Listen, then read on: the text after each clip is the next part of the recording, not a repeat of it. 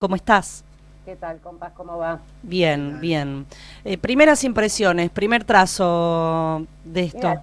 lo primero que hay que decir es que no nos puede sorprender que este anuncio de la ministra Bullrich viniera exactamente 24 horas después de que su contraparte de Economía nos avisara que se licuaban en más de un 120% los ingresos de todas las familias argentinas.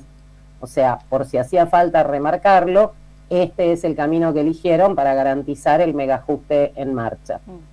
En segundo lugar, tampoco es una novedad este tipo de medidas de parte de Bullrich. Ya en febrero de 2016, al inicio de su anterior gestión en el gobierno de Macri, había anunciado un protocolo similar, bastante menos nocivo, por cierto, comparado con este, que en aquel momento no alcanzó siquiera a publicarse, lo logramos frenar, pero en esta oportunidad actuó, como ya lo dijo durante la campaña, cuando pretendía ser presidenta, más a fondo, más profundamente y más rápidamente, y ya está publicado en el boletín oficial, es decir, que tiene plena vigencia.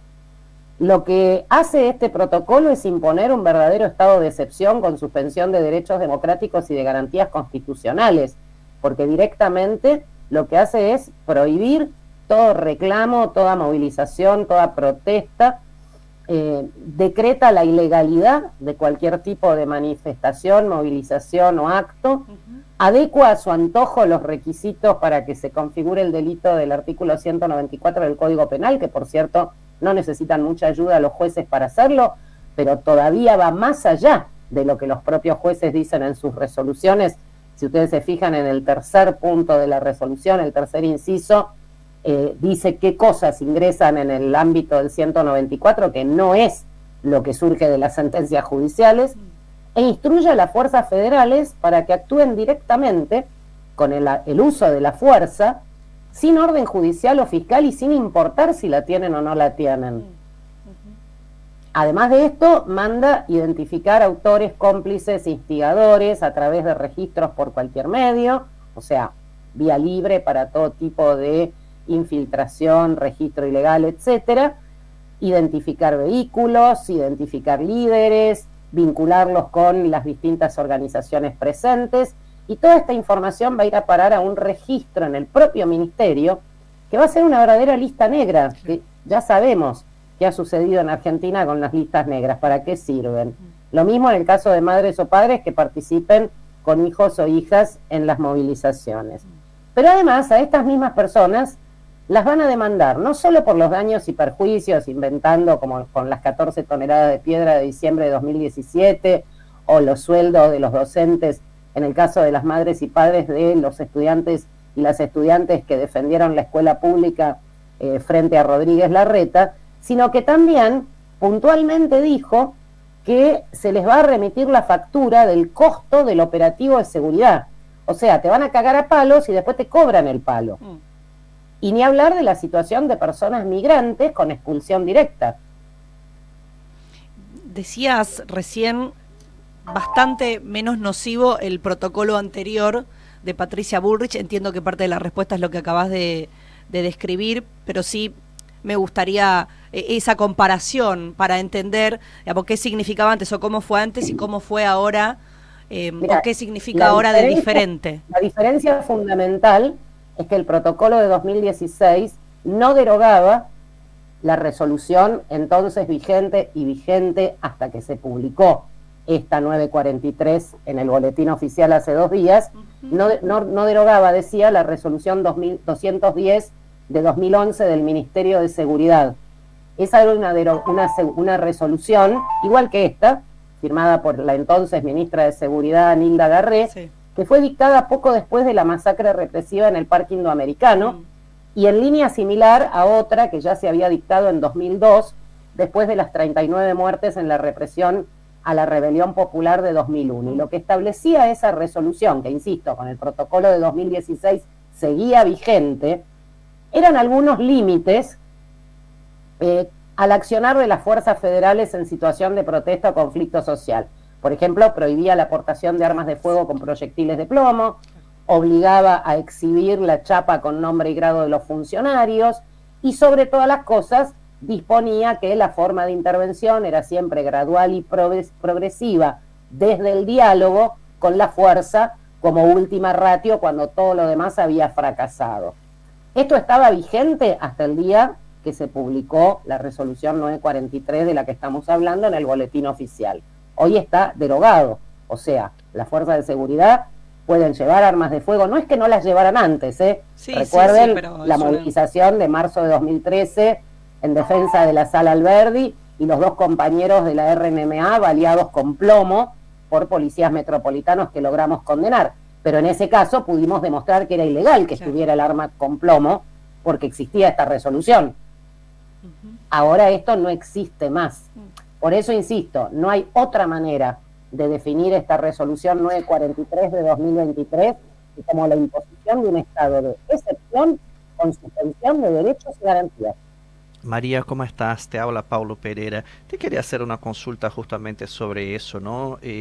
Vos cuando decís estado de excepción y el protocolo que anunció la ministra de Seguridad Patricia Bullrich, él irrumpe a violaciones de acuerdos internacionales que el Estado argentino firmó, ¿no? A lo largo de los años. Hay ya manifestaciones con la Comisión Interamericana de Derechos Humanos.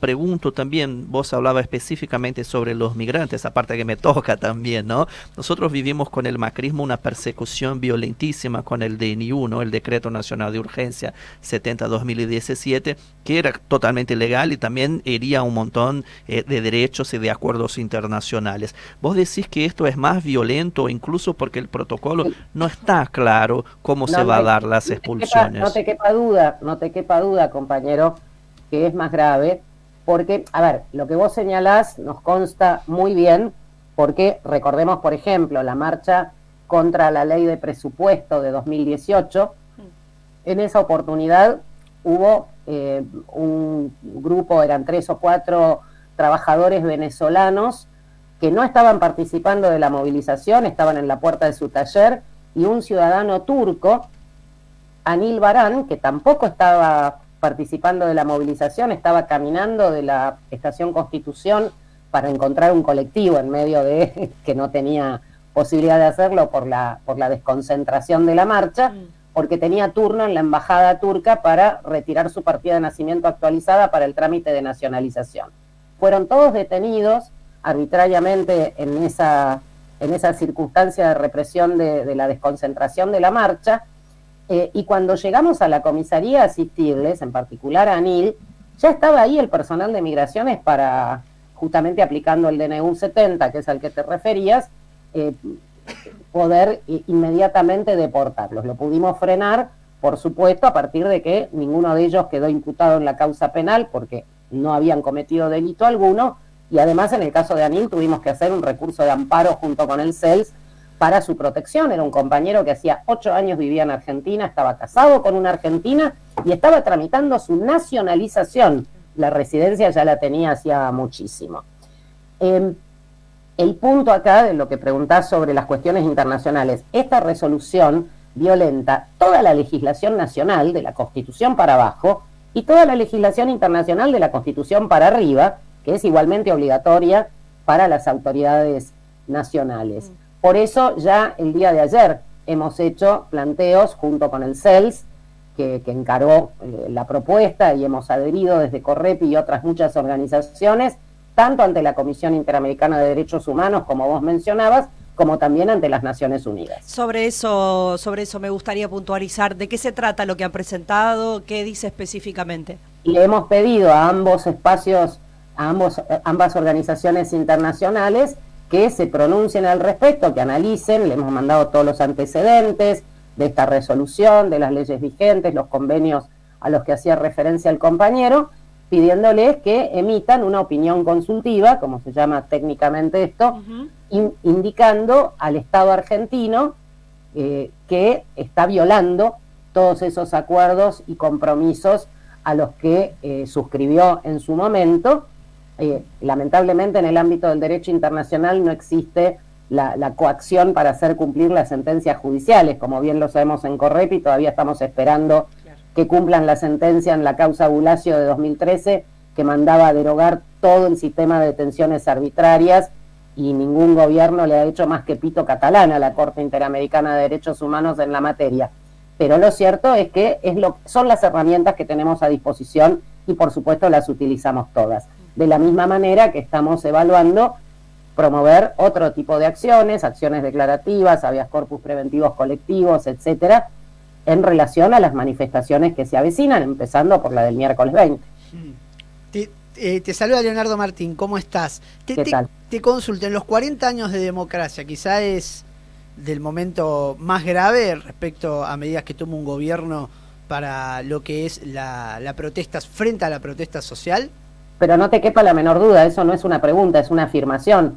Por eso señalábamos, y lo hemos publicado en una nota hace 2 días, apenas salió esta resolución, que lo que hasta ese momento había sido el gobierno más represor en los 40 años de democracia, que era la gestión Macri, Bullrich y compañía, quedaba ya opacado con esta nueva reversión recargada, en donde, en definitiva, hay todavía un avance mayor sobre los derechos y las garantías. Claro, claro.